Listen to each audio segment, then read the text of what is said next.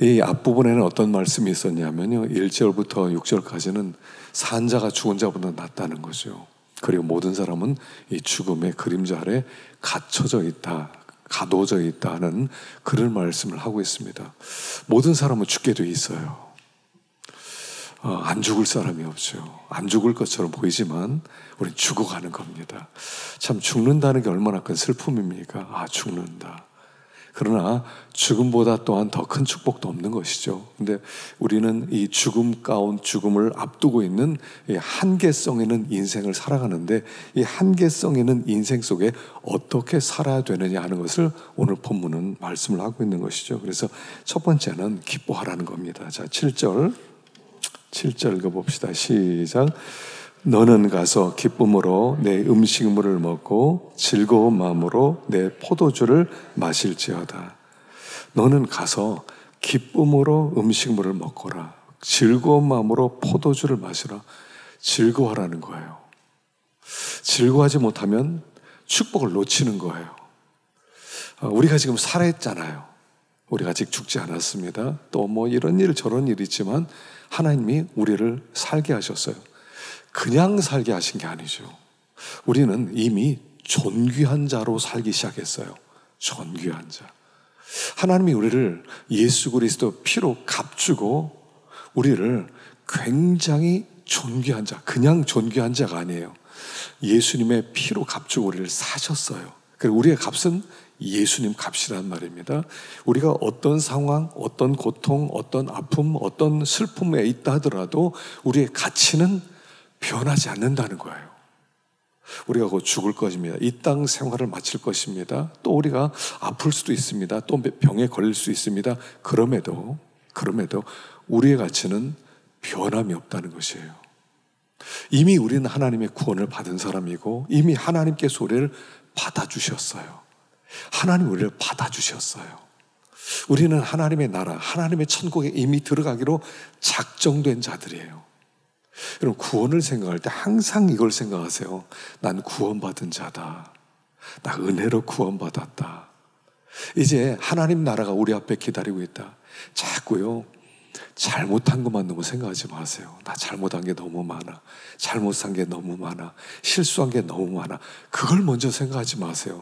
그럼에도 하나님이 나를 사랑한다는 거, 이걸 먼저 생각하는 거예요. 하나님이 나를 선택하시고 이럴 것을 아심에도 불구하고 하나님 나를 붙들어 주셨어. 구원해 주셨어. 내가 연약할 때, 죄인 되었을 때, 원수 되었을 때 하나님이 나를 이 은혜를 주셨어. 이 사랑을 받았어. 이걸 먼저 생각하는 거예요. 기뻐하라는 거예요. 기뻐하지 못하는 것은 그만큼 손해보는 일이라는 거예요. 기쁨을 또 미루지도 마세요. 나중에 기쁜 일이 있으면 기뻐하겠다. 또 뭐 좋은 환경이면 그때 기뻐하겠다. 기쁨을 미루지 말고 지금 이 상황 속에서, 지금 상황이 어떠하든지 내가 하나님의 자녀고 어떤 삶의 환경과 변화가 있다 하더라도 내가 하나님의 자녀인 것은 아무도 변화시키지를 못해요. 아무도. 우리가 하나님의 자녀로서 빼앗아갈 자가 없어요. 그러니까 기뻐해라. 하여간 먼저 기뻐하고 보라는 거예요. 기뻐해라. 성도는 기뻐하는 사람이니까 항상 기뻐해라. 항상 기뻐해라. 우리가 기뻐하지 못할 이유가 뭐가 있겠냐는 거예요. 뭐가 우리를 기뻐하지 못하게 만드는 것입니까? 오늘 내가 어떤 환경 때문에 내가 자꾸 기쁨을 빼앗기고 낙심하고 걱정하고 두려워하고 왜 그러고 있느냐는 거예요. 어떤 것도 우리의 기쁨을 빼앗아갈 수 있는 것은 아무것도 없어요. 그래서 먼저 기뻐하라는 거예요. 기뻐하고 보는 거예요. 그래서 여기 너는 가서 기쁨으로 음식을 먹고 기쁨으로 밥 먹으라는 거예요. 하나님이 밥 먹게 해주셨으니까 감사하다. 즐거운 마음으로 포도주를 마시고, 밥 먹을 때요 기쁜 마음으로 밥을 드시고 또 기쁜 마음으로 함께 즐거워하시고, 기뻐하라는 것이 첫 번째 말씀이에요. 어떤 일이 우리 앞에 어떤 일이 온다 하더라도 우리의 하나님의 축복을 빼앗아갈 수 있는 건 없어요. 그래서 우리 계시록 14장에도 있는 말씀이죠. 지금 이후로 주 안에서 죽는 자는 복이 있도다. 죽는 것도 복이래요. 죽는 것도 복이라면 복 아닌 게 없다, 이런 뜻이에요. 복 아닌 게 없다. 그러니까 무슨 일이든 우리는 다 기뻐할 수 있다. 어떤 상황에 처하더라도 이 기쁨은 빼앗기지 마라. 첫째는 기뻐하라는 거예요. 여러분, 기뻐하세요. 하여간 예수 믿는 사람은요, 하여간 기뻐하는 사람이에요. 기쁨이 있는 걸 보면 주님이 그 안에 계신 거예요. 주님이 함께하면 기뻐할 수밖에 없어요. 그냥 기뻐하십시다. 그냥 기뻐하세요. 어떤 일이 닥친다 하더라도 그냥 기뻐하는 거예요. 뭐 기뻐하겠다는데 누가 뭐라고 할 거예요? 기뻐하겠다는데. 기뻐해라. 즐거워하라. 기쁨으로 밥 먹어라. 기쁨으로 그 당시에 포도주를 마셔라. 기쁨으로. 이 기쁨을 오늘 누려라. 미루지 말고, 내일 미루지 말고 오늘 누려라 라고 말씀하는 거죠. 그래서 하여간 기뻐하세요. 기뻐하세요. 기뻐할 일을 자꾸 만드세요. 하여간 좋은 이야기를 또 많이 듣고요. 하여간요, 마귀는 우리가 기뻐하는 것을 제일 싫어해요. 절대로 너 기뻐하지 못해. 네 기쁨을 다 빼앗아가고 말겠다. 네가 왜 기뻐해? 마귀는 심판을 받게 되었거든요. 그러니까 마귀는 기뻐하는 걸 너무 싫어하는 거예요. 그래서 성도들이 기뻐하면 기분 나빠하는 거예요. 어떻게든 저 기쁨 빼앗아 가야 되겠다. 저 기쁨, 하여간 저 기쁨을 빼앗아 가야 되겠다. 이게 마귀 역사인데 기쁨 빼앗기지 마세요. 하나님이 나를 사랑하세요. 하나님 나를 사랑하세요. 그러니까 첫째, 기뻐해라. 하나님 주신 기쁨 우리 삶 가운데 누려라. 첫 번째. 자, 두 번째 8절 봅시다. 8절 시작. 내 의복을 항상 희게하며 내 머리에 향기름을 그치지 말라.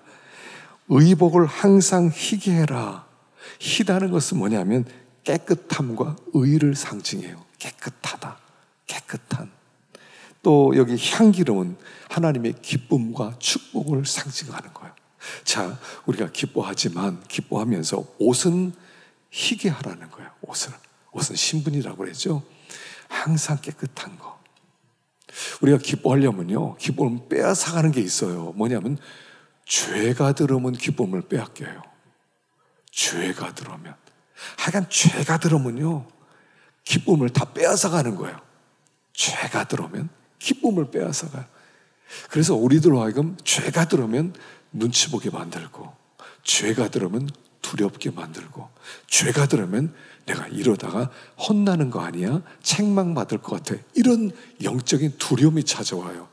기쁨이 사라지는 거예요. 그러니까 의복은 깨끗하게 해라. 희게 해라. 항상 깨끗한 거, 거룩한 거, 거기에 초점을 맞추고 항상 그 길을 걸어가라. 그러면 기쁨 빼앗기지 않을 수 있다 라고 얘기하는 거예요. 그래서 양심적으로요, 성도들이 양심에 예민해야 돼요. 양심 예민해야 돼요. 하여간 어떤 거라도 찝찝한 거는요, 안 해야 돼요. 찝찝한 거. 이거 뭔가 찝찝해. 뭔가 이게 뭔가 이렇게 하니까 안 될 것 같아. 근데 그냥 누르지 말고, 그냥 그래, 그냥 가버려. 그냥 이러지 마시고, 뭔가 찝찝하면 꼭 짚으세요. 내가 이래도 되는 사람인가? 나 이래도 되는 사람이야를 항상 생각하게 했어요. 성령이 우리 속에서 우리에게 끊임없이 가르쳐 주세요. 너는 그럴 사람이 아니야. 너는 그렇게 할 사람이 아니야. 이게 성령이 우리에게 계속 가르쳐 주는데 그 성령을 자꾸 무시해버리면 기쁨도 없어요. 그래서 성령이 우리에게 가르쳐 주시는 거, 성령이 우리에게 감동 주시는 거, 그 감동을 항상 생각해야 돼요. 그래서 우리들로 하여금 항상 깨끗한 걸 선택하고 의로운 길을 선택하고, 그리고 하나님이 주시는 축복, 하나님이 주시는 기쁨을 누리게 될 수 있다 하는 것입니다. 우리가 어떻게 생각하면 돌아보니까 여러분 어떻습니까? 가끔씩 나이 드신 분들은 옛날을 돌아보지 않습니까? 돌아보고 그때 잘했나 못했나 뭐를 실수했나 그런 생각이 들지 않습니까? 그럴 때도 아마요. 그럴 때 너무 많이 돌아보면서 과거에 얽매이지 마시고, 과거에 얽매이면 과거가 나를 붙들어요. 과거에 지배를 받아요. 그때 실수한 거, 그러면 안 됐는데, 그러면 안 됐는데, 그러면 안 됐는데 자꾸 그런 생각이 들거든요. 너무 돌아보지 마세요. 과거는 과거고 이미 지나갔어요. 실수한 건 실수한 거예요. 틀린 건 틀린 거예요. 그리고 나서 앞을 보고 가야 돼요. 앞을 보고. 이제부터 우리가 선택하는 거예요. 이게 중요한 거예요. 이제부터 깨끗한 걸 선택하고, 이제부터 의로운 걸 선택하고, 이제부터 거룩한 걸 선택하고, 이제부터 하나님이 기뻐하는 것을 선택하고, 그게 중요한 거예요. 과거에 많이 실수했으면 그때 그러면 안 되는데 이러고서는 매이지 말고 오늘부터 또 중요한 거예요. 오늘부터 옷을 깨끗하게 해야지. 의복을 깨끗하게 해야 되겠다. 그래서 이제부터 다시 거룩하게 깨끗한 길을 걸어가야 되겠다. 그렇게 될 때 다시 기쁨이 약동하게 되는 거죠. 하여간 기쁨을 빼앗기면 안 됩니다.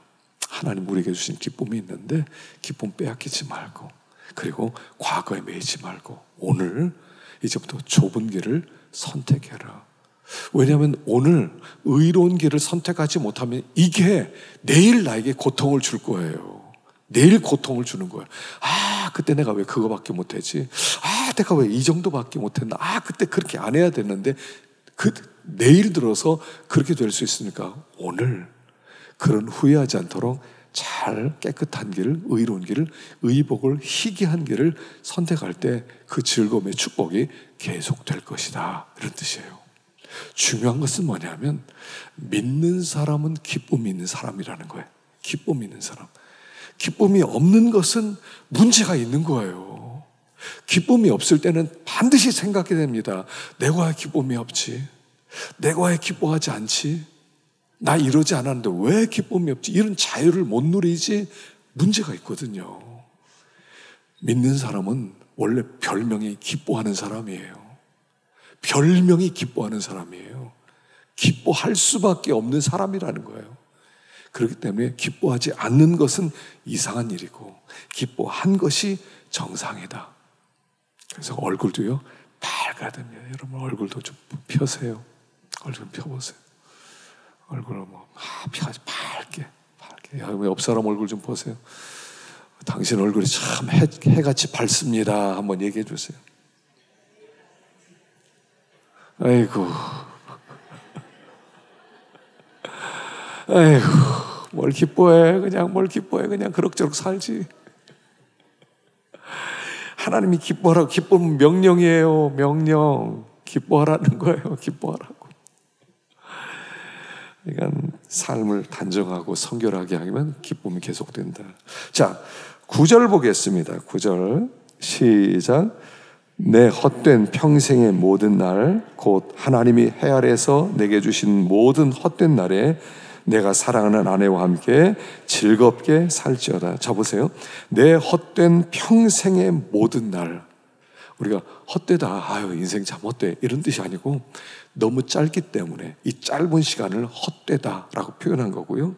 뒤에서도 해 아래서 내게 주신 모든 헛된 날에, 너무 짧은 한숨 같은, 이 헛되다는 건 헤벨, 한숨이라고 그러죠.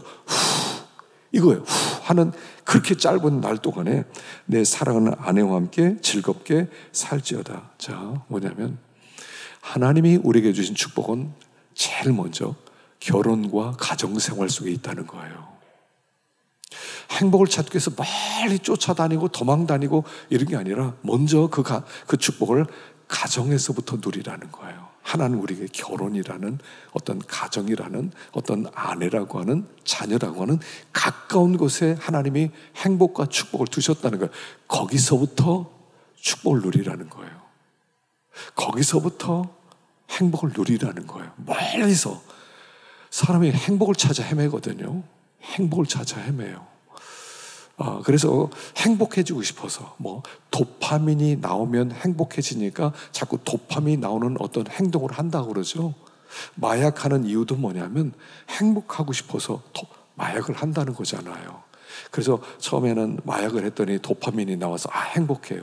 근데 그 시간이 점점 더 짧아지는 거죠. 그러니까 중독이 되는 거예요.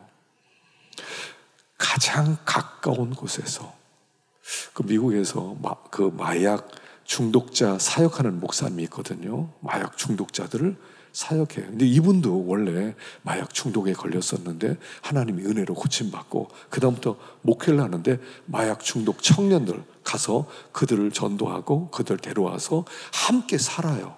함께 살면서 거기서 이렇게 치유하는 그런 사역을 하더라고요. 그거 훌륭한 분이더라고요.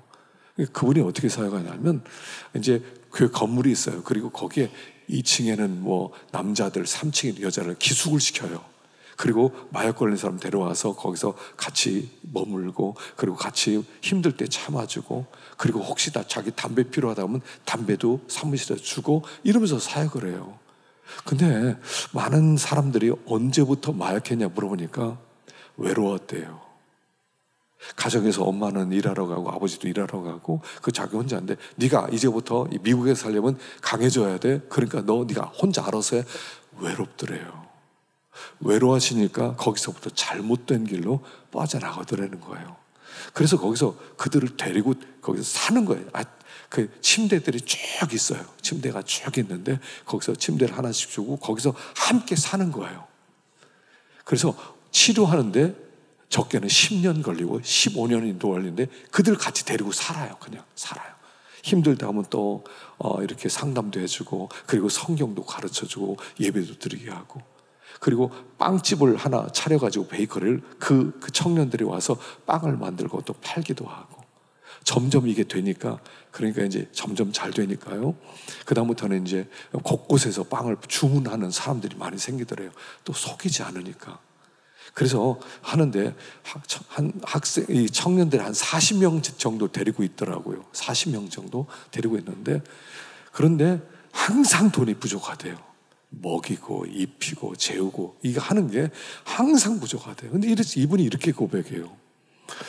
교회는 돈이 없어야 된다. 부족해야 된다. 그리고 부족함이 은혜다. 그러더라고요. 아니 부족함이 은혜래요. 그래야 하나님께 매달릴 수 있으니까.